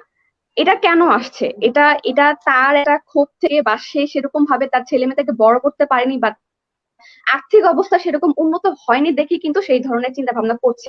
কিন্তু আমাদের মানে ওই জায়গা থেকে মানে এই যে অনাগ্রহতা এটা চলে আসে। কিন্তু ওই যে মুস্তাকের কথা আবার যদি আমরা শুনি, যে আমাদের মানে মানে অনেক সাফল্য গল্প রয়েছে। আমি যদি একটু বলি, চ্যানেল আইতে আমরা একটা অনুষ্ঠান দেখতাম, আমি দেখতে পছন্দ করতাম, এটা হচ্ছে কৃষকের ঈদ আনন্দ। সেখানে আসলে শাইখ স্যার আমাদেরকে কৃষক কিভাবে যাপন করে এবং তাদের ঈদের আনন্দটা কিভাবে হয় সেটা দেখানোর টুকটাক চেষ্টা করে। তো সেইখান থেকে আমি খুব অনুপ্রাণিত হতাম এবং দেখতাম যে আসলে তারা কত স্ট্রাগল করছে। কৃষকের জীবন মানে হচ্ছে স্ট্রাগল। তো আমরা চেষ্টা করি যে এত বেশি স্ট্রাগল না করে, মানে সহজে আমার যদি আর্থিক অবস্থাটা আমি উন্নত করতে পারি, তাহলে আমি কেন কৃষিকে বেছে নেব? এটা একটা কারণ হতে পারে। আরেকটা আরেকটা হচ্ছে এরকম অনুষ্ঠান করতো, বিশ্ববিদ্যালয়ের শিক্ষক না সরি শিক্ষিকাদের মানে শিক্ষার্থীদের নিয়ে তিনি একটা একটা করতো। ওইটা ইন্সপায়ারিং আমার কাছে মনে হতো, যে যারা জীবনেও মাটিতে পা মানে হয়তো খালি পায়ে হাঁটেওনি, সেই সব শিক্ষার্থীদের নিয়ে তিনি মাঠে কাজ করাচ্ছেন এবং ফসল কাটাচ্ছেন। এগুলো অনুষ্ঠান হিসেবে ঠিক আছে, কিন্তু রূপা, সরি ফর ইন্টারাপশন, এগুলো অনুষ্ঠান হিসেবে ঠিক আছে, কিন্তু এটা কিন্তু একটা বেসিক ট্রান্সফরমেশন হয় না। তুমি একদিন শখ করে গিয়ে তুমি একটু ওই যে আমরা দেখছি যে ধান কাটার সময় হ্যাঁ এক গোছা ধান কেটে নিয়ে ফেসবুকে ছবি দিচ্ছে, দিয়ে একটা ওইটা দিয়ে ওইটা ঠিক আছে মজা করার জন্য বা উৎসব আনন্দে, ওইটা ঠিক আছে, কিন্তু that's not we are talking. আমাদের এক্স্যাক্টলি যে আমাদের মেইন স্ট্রিম এগ্রিকালচার যেখানে আসলে লাগবে সেইখানটাই আমাদের করণীয়টা কি। যেমন ধরো কবি আমাদের ইকবাল আহমেদ সাহেব বলছেন, এটা খুব একটা উনি উনি রস করে বলছেন, কিন্তু কথাটার মধ্যে গুরুত্ব আছে। যে তিনি কি বলছেন, যে যে সবার আগে জাকার্সবার্গ ও বিল গেটস, তা না হলে কৃষক ও হোমিওপ্যাথ। অর্থাৎ আমাদের একটা মানসিকতা হয়েছে যে আমরা সবাই ফেসবুকের জাকারবার্গের মতো হব অথবা বিল গেটস এর মতো হব, কারণ সবাই কম্পিউটার ইঞ্জিনিয়ার হতে চায় ইত্যাদি ইত্যাদি। তারপরে যদি কোনোটাই হতে না পারে শেষমেশ শেষে হোমিওপ্যাথি ডাক্তার হতে চায়, আর যদি কিছু উপায় না থাকে। হোমিওপ্যাথকে আমি ছোট করছি না, পার্সোনালি হোমিওপ্যাথির প্রতি আমার ভীষণ একটা স্ট্রং কমিটমেন্ট আছে, আমার ভালো লাগার জায়গা আছে, কিন্তু হোমিওপ্যাথ হতে চায় এটা উনি যে অর্থে বলছেন ব্যঙ্গাত্মক অর্থে, সেটা কিন্তু আসলে সত্যি। এবং না হলে কৃষক, চাষা ভুষা হবে আর কি, কিছুই যখন করতে পারলাম না, ঠিক আছে চলো কৃষি কাজ করি। এই যে একটা অবহেলার জায়গাটা, টোটাল ব্যাপারটার মধ্যে একটা অবহেলা আছে। আমি বলছি এই অবহেলাটা দূর করার জন্য তোমরা তরুণরা কি ভাবছো?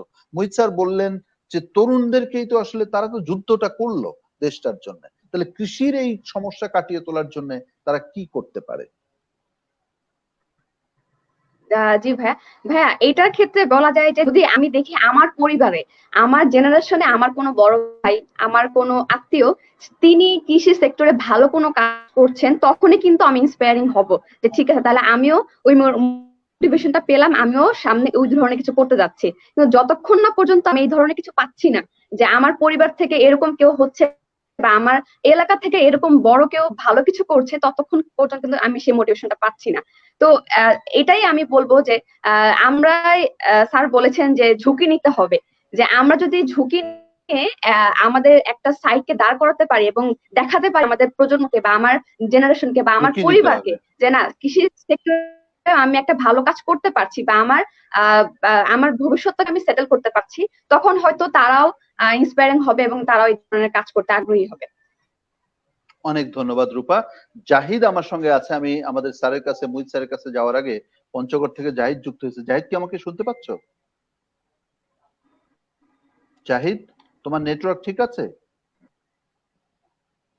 তোমার মাইক্রোফোন বন্ধ আছে, আমি আমি করতে পারছি, তোমার মাইক্রোফোনটা অন করো। হ্যাঁ হ্যাঁ, জাহিদ তোমার পঞ্চগড়ের কি অবস্থা? হ্যালো আমি আঙ্কেল। জানি তুমি পঞ্চগড়ের বোদা উপজেলা থেকে যুক্ত হয়েছো। ওখানকার তরুণরা কৃষি নিয়ে কি ভাবে, সংক্ষেপে একটু বলো। আঙ্কেল আমাদের এদিকে হচ্ছে বোদা এলাকায় যেটা হচ্ছে কৃষিতে, তারা মানে কৃষিতে কাজ করার অনিচ্ছায় একটা কাজ করে যে আমরা কৃষি কাজ করব না, চাকরি বাকরি করব। কারণ কৃষি কৃষিতে কাজ করবে দেখা না, যাচ্ছে কেন আমরা করবে না, কেন অধিকাংশ করবে লস। না, কেন করবে না জাহিদ? কারণ হচ্ছে আঙ্কেল এখানে ওরা ওরা মনে করে যে কৃষি কাজ করলে অনেক শ্রম লাগে, একদিকে হচ্ছে বেতন মানে আয় রোজগার কম হয়। ওরা ভাবতেছে যে কৃষি কাজ করে কোনো লাভ নাই, এখানে বরঞ্চ লস। ওরা যদি এমন একটা কাজ হইতো যে কৃষি কাজ করে তার চাকরির থেকে বা তার তার মতো একটা বেনিফিট পেতো, তাহলে কিন্তু তারা সবচেয়ে কৃষি কাজেই উদ্যুক্ত হতো। কারণ হচ্ছে কৃষি কাজটা বোধহয় এমন একটা যে আমরা এখানে বেশিরভাগই ছেলে মেয়ে বা যুবকরা মাঠে ঘাটে কাজ করে, কিন্তু কৃষি কাজটা তারা বেছে নিচ্ছে না। কারণ আমরা এখানে যদি তাদেরকে যদি উদ্বুদ্ধ করা হতো যে মাছ চাষ বা বিভিন্ন যে চাকরির থেকেও কৃষি কাজে যদি লাভ বেশি হতো, তারা কিন্তু কৃষি কাজেই সবচেয়ে বেছে নিত। কিন্তু হচ্ছে যে কৃষি কাজে এখানে অনেক লস হচ্ছে, তারা মনে করতেছে, এই জন্য তারা কৃষি কাজ ছেড়ে দিচ্ছে। জাহিদ, তুমি যদি কিছু মনে না করো, তোমাকে কি আমি প্রশ্ন করতে পারি যে তুমি কেন, তুমি নিজের কথা কি একটু বলতে পারো? তুমি নিজে কি কৃষিতে আগ্রহী? যদি তুমি কৃষিতে আগ্রহী না হও, তাহলে তুমি কেন কৃষিতে আগ্রহী নাও? তোমার নিজের কথাটা কি একটু বলতে পারো?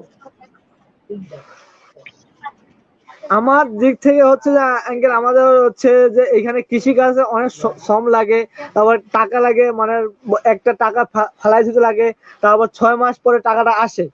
তা এদিকে হচ্ছে যে আমাদের অধিকাংশ হচ্ছে গরিব ফ্যামিলির ছেলে মেয়ে, তারা যে এতগুলো টাকা এখানে বসে রাখবে, 6 মাস পর টাকাটা আসতেছে, দেখা যাচ্ছে এখানে হিসাব করে অনেক লস হচ্ছে। তাদের যে খাটনিটা, তাদের যে শ্রমটা, তার সেই শ্রমের মূল্যটা পাচ্ছে না। এর জন্য কৃষিকাজে মানে ঝুঁকে ওইদিকে যাচ্ছে না। আমি নিজের কথা বলতে গেলে আমিও নিজে কৃষিকাজে অতটাও মানে যেতে যাচ্ছি না। আগ্রহী না। কারণ হচ্ছে আমি যদি এখানে কিছু মাঠে কাজে কাজ করি বা সাধারণ একটা ব্যবসা করি বা চাকরি পাই, তাহলে আমার মাসে মাসে একটা বেতন পাবো। বলো বলো। হ্যাঁ, এমন একটা কাজ মানে আমাদের এমন একটা কাজ পর্যায়ে নিয়ে যেতে হবে যে যেখানে কৃষি কাজ থেকে মানে চাকরি থেকে কৃষি কাজে যুবকরা উৎসাহিত হয়, মানে তারা যেন বেনিফিটটা পায়।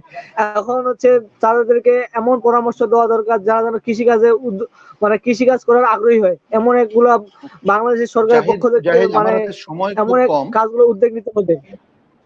জাহিদ, আমার হাতে সময় কম, আমি মুহিত স্যারের কাছে সমাপনী বক্তব্যের জন্য যাব। তোমাকে শুধু একটা প্রশ্ন করতে চাই। আমি শুনেছি যে এটা আমি ঝিনাইদহেও শুনেছি, তোমাদের বোদার কথাও শুনলাম, যে বোদাতে নাকি এখন ইয়াং ছেলেপেলেরা তারা ওই যে স্মার্টফোন কিনে, কষ্ট করে ধার করে হলেও স্মার্টফোন কিনতেছে, এবং ওই যে রিং আইডি না কি যেন একটা আছে, ওইটার মধ্য দিয়ে তারা কি করে সব এরকম করে যেন টিক মার্ক দিলে বা লাইক দিলে পরে মাস শেষে নাকি টাকা পাওয়া যায়, এবং সব ছেলেপেলেরা নাকি এখন এটা করে। এই কথাটা কি ঠিক? জি আঙ্কেল, এই কথাটা ঠিক। তারা হচ্ছে তারা ওইখান থেকে বেনিফিটটা পাচ্ছে বেশি, এর জন্য ওই ধার করে হলেও বা তার পরিবারের কিছু কিন্তু মানে আমি এটার এখানে এটার আমাদের এখানে কিন্তু অনেক এটার যুবকরা কিন্তু তাদের এটার প্রোডাক্টিভিটিটা কি? জাতি এর দ্বারা কিভাবে উপকৃত হচ্ছে? তোমার এলাকা কিভাবে উপকৃত হচ্ছে, নাকি আরো ক্ষতিগ্রস্ত হচ্ছে? এটা কি যুবকদের মাথার মধ্যে এরকম কোনো প্রশ্ন কখনো তৈরি হয়নি? তুমি কি দেখেছো যে আমি যে কাজটা করছি এর দ্বারা কে লাভবান হচ্ছে? আমি একটা কোম্পানি বা কোনো একটা ফ্রড কোম্পানি তারা আমাদেরকে দিয়ে তার ওয়েবসাইটে লাইক দেওয়াচ্ছে, দিয়ে আমাকে হয়তো কিছু পয়সা সে দিচ্ছে বটে, কিন্তু আলটিমেটলি আমি একটা ফাঁদে পড়ে যাচ্ছি, কিংবা অন্যকে ফাঁদে পড়ার জন্য একটা ব্যবস্থা করতেছে। এগুলো কি তোমরা কখনো চিন্তা করে দেখেছো? হ্যাঁ বা না এক বাক্যে বললেই হবে। না আঙ্কেল। ওকে, গুড, ধন্যবাদ। তোমরা কখনো চিন্তা করে দেখো নাই, ঠিক আছে। আহ আমার হাতে সময় কম, আমি ইতিমধ্যে 52 মিনিট হয়েছে। স্যার, আপনি আমাদের তরুণ বন্ধুদের কথা শুনেছেন, মোরাললেস ওদের কথাগুলো প্রায় একই রকম। সর্বশেষ পঞ্চগড়ের বন্ধু যেটা বললো যে ওরা এক ধরনের কাজ করে, স্যার আমি জানি না আপনি শুনেছেন কিনা, এটা আমিও খুব ভালো বুঝি না, কিন্তু শুনি নাকি লাভ হয়। ওই যে একটা স্মার্টফোনের মধ্যে কোনো একটা সাইটে যেতে হয়, গিয়ে সেখানে একটা অ্যাকাউন্ট খুলতে হয় এবং তারপরে লাইক দিতে হয়। সেই লাইক যদি আপনি দেন, একটা সার্টেন অ্যামাউন্ট অফ লাইক যদি আপনি দিতে পারেন, প্রতিদিন ধরেন 3 ঘন্টা 4 ঘন্টা ধরে লাইক দিবেন, তাতে করে নাকি মাস শেষে একটা টাকা পাওয়া যাবে, এবং সেই টাকার পরিমাণ কম করে হলো 5,000। এটা কিভাবে কাজ করে, কিভাবে এই টাকাটা পায় আমি ঠিক জানি না। আমাদের বোদার এই ইয়াং জেনারেশন তারা এটাতে নাকি খুব ঝুঁকেছে, আমি ঝিনাইদহেও এটা শুনেছি। কিন্তু এর ইম্প্যাক্টটা আলটিমেটলি কি হবে? এই ছেলেমেয়েরা যদি এইভাবে ড্রেইনড হয়ে যেতে থাকে, তারা যদি এইভাবে অন্য কিছুতে তারা যদি ঝুঁকে পড়ে, তাহলে এর ফলে জাতি তার তার আমাদের ভবিষ্যৎ কোথায় গিয়ে দাঁড়াবে, আমি তো স্যার শঙ্কা বোধ করছি। তো সবটা মিলিয়েই আপনি স্যার কি সুপারিশ করবেন? নীতি নির্ধারকদের কি করা উচিত? আমাদের কৃষিক্ষেত্রের চিন্তাশীল ব্যক্তিদেরই কি করা উচিত, এবং সামগ্রিকভাবে আমাদের সরকারেরই কি করা উচিত? মাননীয় প্রধানমন্ত্রী তো সবসময়ই বলছেন, যুবকদেরকে আহ্বান জানাচ্ছেন, কৃষি উদ্যোক্তা হতে আহ্বান জানাচ্ছেন।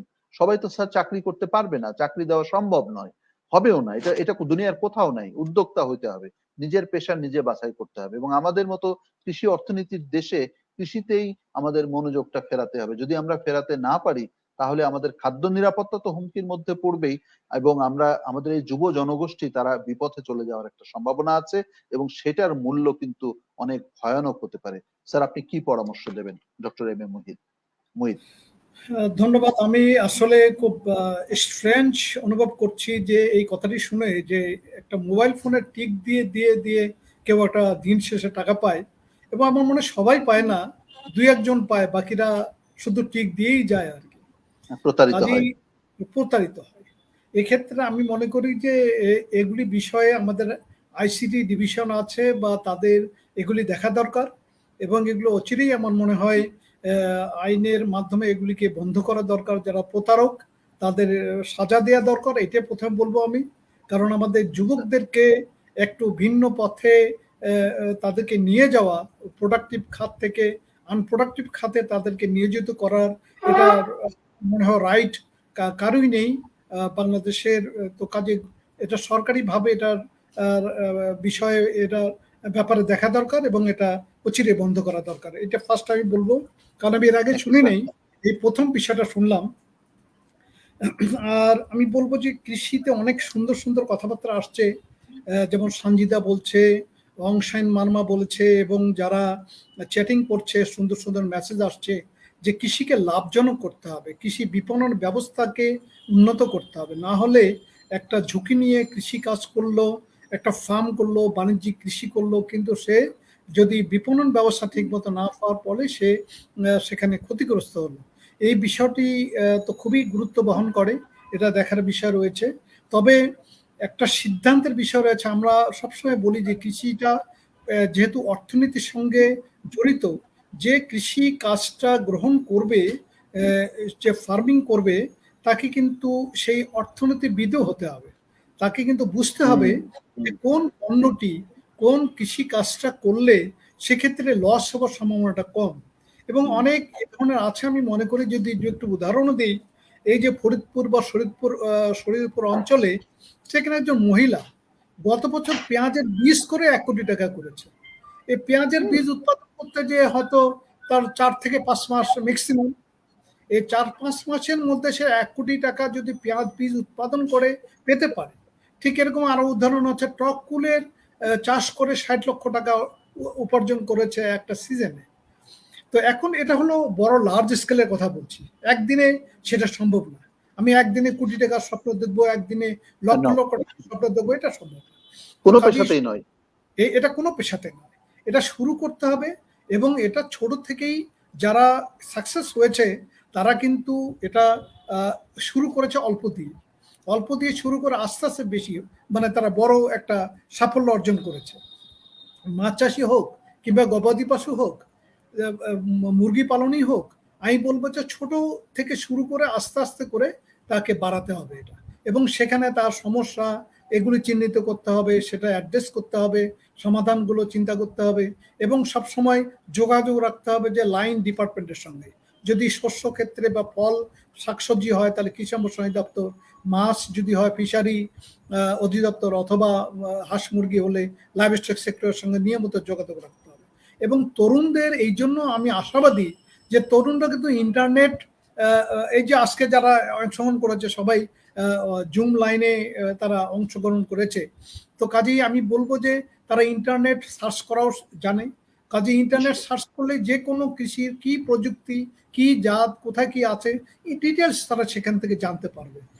আজকাল এমন সুবিধা হয়েছে, যদি কোনো পোকামাকড় রোগবালাই চিহ্নিত করার জন্য যা ছবিটা তুলে সেটা দিয়ে ফেসবুকে দিয়ে যদি বলা যায় আমি এই সমস্যা পড়েছি, কি করব, কেউ সমাধান জানলে আমাকে সমাধান দিন, তাহলে কিন্তু সেখানে হাজার হাজার সমাধান চলে আসছে সেখানে।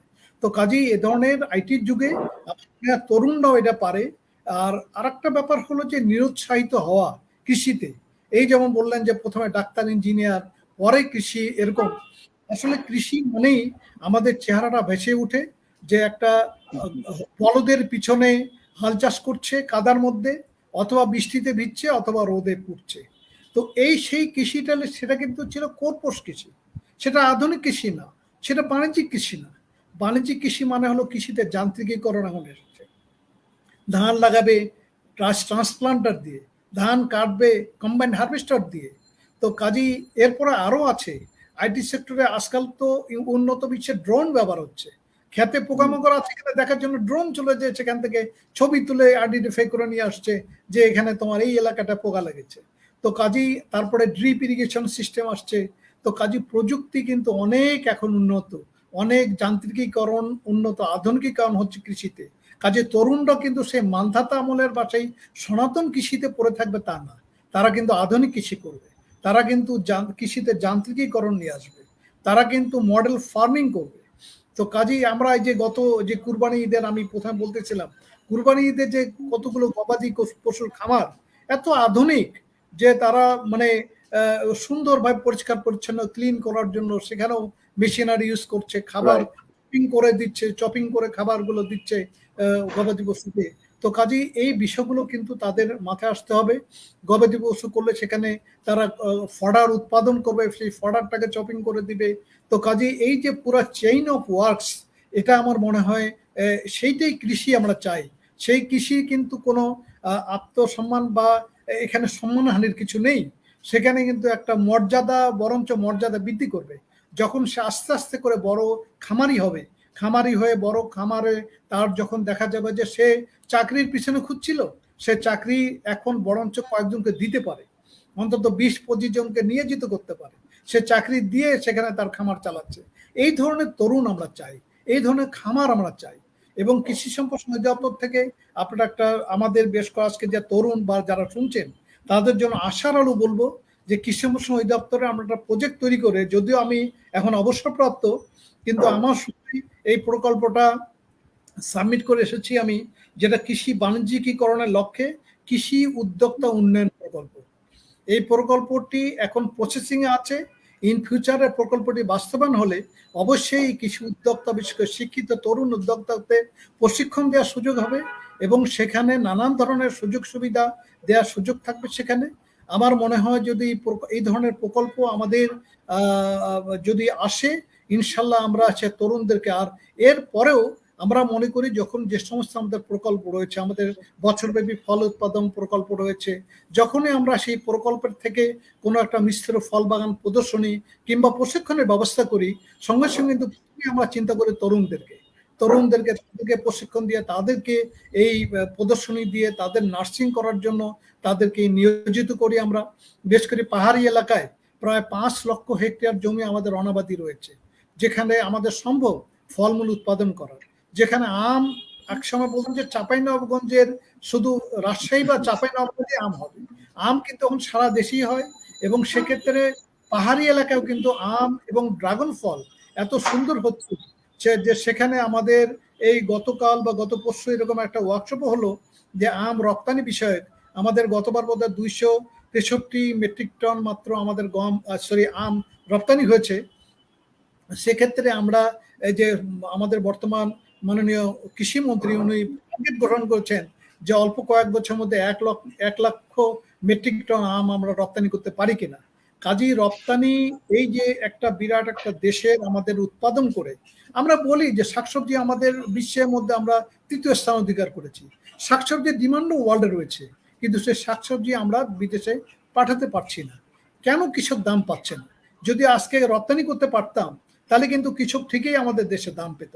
তো কাজেই রপ্তানিমুখী যে কৃষি উৎপাদন, শুধু কৃষি উৎপাদন করলেই হবে না, সেই উৎপাদিত পণ্যটাকে হতে হবে সেফ। আমাদের যেমন সঞ্জিতা রয়েছে, সেই নিউট্রিশনিস্ট, আমরা জানি যে আমার শাকসবজি সামনে খাবার টেবিলে আছে, কিন্তু শাকসবজিটা সেটা বিষাক্ত নাকি আমার সেফ, এই বিষয়টা চিন্তা করতে হবে।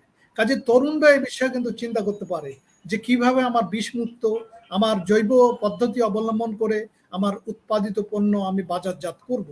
সেক্ষেত্রে যদি আমার সেই বাজার মার্কেট চ্যানেলটাকে, সেটাকে যদি সেইভাবে ডেভেলপ করা যায় যে আমি এটা আমার নিরাপদ সবজি, নিরাপদ ফল আমি এটা বাজারজাত করতে চাই, তাহলে নিশ্চয়ই আমার মনে হয় কৃষি বিপণনের কোনো অসুবিধা হবে না এবং বাজারের যে ন্যায্য মূল্য বা একটা ভালো হাই প্রাইস, হাই ভ্যালু সেটাও পাবে।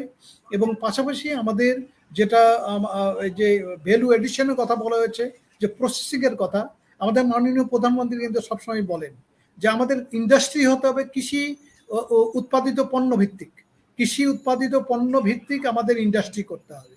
তো কাজে যেহেতু কৃষি প্রধান দেশ, আমাদের সেইভাবে করে কৃষি যে পণ্য উৎপাদিত, আমার টমেটো পচে যায়, টমেটোর দাম পায় না, কিন্তু টমেটো যদি কেচাপ শুধু করে আমার সেটাকে যদি বিদেশে আমরা পাঠাই, বিরাট একটা রপ্তানির জায়গায় আমাদের রয়েছে সেখানে।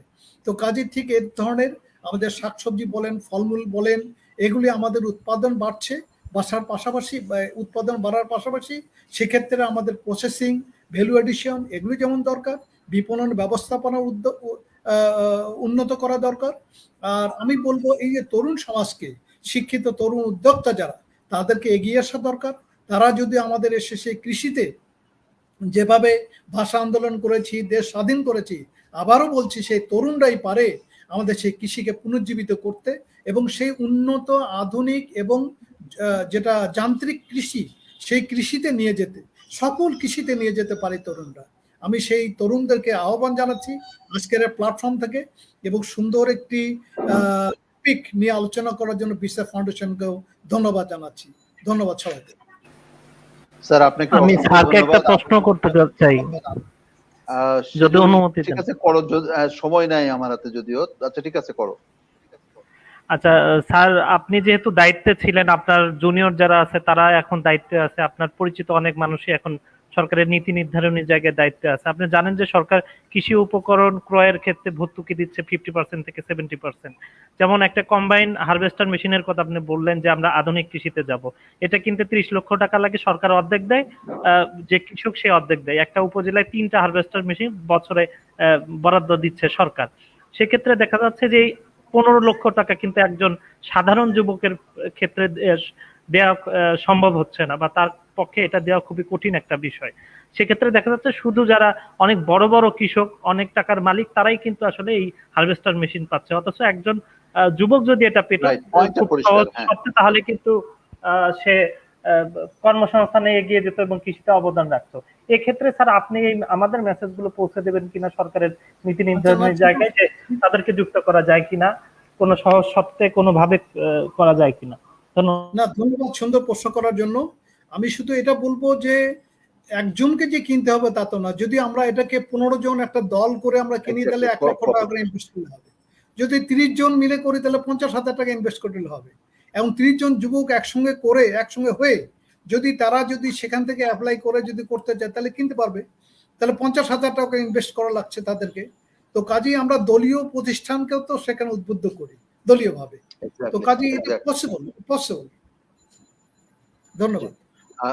ধন্যবাদ স্যার। আমার হাতে সময় খুব প্রায় শেষ। 1 ঘন্টার অনুষ্ঠান 1 ঘন্টা 6 মিনিট হয়েছে। সাইফুল আজম খান বলছেন যে সকল কৃষি প্রশিক্ষণে যুবকদের জন্য একটা কোটা থাকা দরকার। আমার কাছে মনে হয়েছে এটা একটা গুরুত্বপূর্ণ সুপারিশ আজকের আলোচনায়। কারণ সরকার বিশেষ করে কৃষি সম্প্রসারণ অধিদপ্তর তারা অনেক প্রশিক্ষণ করে স্যার, আপনি জানেন, এবং যারা দেখছেন দর্শক মন্ডলী আপনারা প্রত্যেককেই জানেন। সেখানে যদি একটা কোটা করে দেওয়া যায় যে অন্তত 2 জন হলেও যুব প্রতিনিধি থাকতে হবে এই প্রশিক্ষণে, বা 3 জন থাকতে হবে। তবে মেজর সাহেব বলবো যে কোটা না থাকলেও, প্রেসক্রাইব কোটা না থাকলেও, আমাদের যে কৃষি সম্প্রসারণ অধিদপ্তর যে প্রশিক্ষণগুলো দেওয়া হয়, এটা কিন্তু যুবকদেরকে উৎসাহিত করা হয়, তাদেরকে কিন্তু প্রায়োরিটাইজ করা। জি জি, অনেক ধন্যবাদ স্যার। আমাদের দর্শকরা আরো কিছু মন্তব্য করেছেন। বাংলাদেশের সকল ধরনের ফসল শতভাগ বিষমুক্ত, পুষ্টিকর, নিরাপদ করা সম্ভব নিঃসন্দেহে। গুরুত্বপূর্ণ আলোচনা করার জন্য সবাইকে ধন্যবাদ। শাকিল আহমেদ সাহেব বলেছেন, আমাদের পক্ষ থেকেও আপনাদেরকে ধন্যবাদ। সুপ্রিয় দর্শক মণ্ডলী, আপনাদের মন্তব্যের জন্য। স্যার আপনাকে অশেষ ধন্যবাদ আপনার বক্তব্যের জন্য। তরুণ বন্ধুরা, তোমাদেরকেও ধন্যবাদ তোমাদের চমৎকার আলোচনার জন্য। আজকের এই অনুষ্ঠানটি বিসেফ ফাউন্ডেশনের পেজ থেকে এটা লাইভ হয়েছে। তোমরা তো ফেসবুকে ভালো, আমি আশা করি যে তোমরা তোমাদের ওয়াল থেকে এটা শেয়ার করবে, যাতে করে তোমাদের বন্ধুরা জানার সুযোগ পায়। কারণ আমাদের একটা অচল আয়তনের মধ্যে আছি, তো এই অচল আয়তনের বিরুদ্ধে শুধু বললে হবে না, আমাদের একটু একটু করে এটা ভাঙার উদ্যোগ নিতে হবে। হ্যাঁ, if you don't find the example, be the example.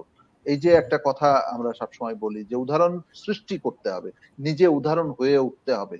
Sir যে বললেন যে অনেক সফলতার গল্প আছে আমাদের কাছে, সেরকম একটা গল্প আমার এলাকাতে তো আমিও হতে পারি, আমাকে নিয়েও তো একটা গল্প হতে পারে, আমিও তো অন্যদের জন্য একটা রোল মডেল হতে পারি। এই প্রতিজ্ঞা এবং এই স্বপ্ন নিয়ে যদি তরুণরা এগিয়ে আসে, হ্যাঁ, স্যার যেটা বললেন যে আজকে ড্রোন ব্যবহার করা হচ্ছে কৃষিতে, ড্রিপ ইরিগেশন হচ্ছে। আমি নিজে টোকিও শহরে দেখেছি, জাপানে দেখেছি যে এই গাড়ি চালিয়ে জমিতে যাচ্ছে, আমাকে সাথে করে নিয়ে নিজে গাড়ি চালিয়ে সে জমিতে যাচ্ছে, তারপরে কাজ টাজ করে আবার গাড়ি চালিয়ে ফেরত আসছে। এটা কিন্তু রূপকথার মতো মনে হলো, আসলে কিন্তু বাস্তব। ওইরকম একটা জায়গায় যাওয়া সম্ভব। ধাপে ধাপে আমরা ওই জায়গায় যেতে চাই আসলে। এবং আমরা দেখছি খামার পর্যায়ে খামারি যারা, এই খামারিদের মধ্যে অনেকেই পরিবর্তন হচ্ছে। সুতরাং আশা আছে, আশার আলোটা জ্বালিয়ে রাখতে হবে, এটা যেন নিভে না যায়, আমাদেরকে সেই চেষ্টা করতে হবে। সকলকে ধন্যবাদ জানিয়ে আজকে বিদায় নিচ্ছি। নিশ্চয়ই আপনারা আমাদের সাথে থাকবেন। সকলের মঙ্গল কামনা করছি, যে যেখানে আছেন ভালো থাকবেন। আসসালামু আলাইকুম।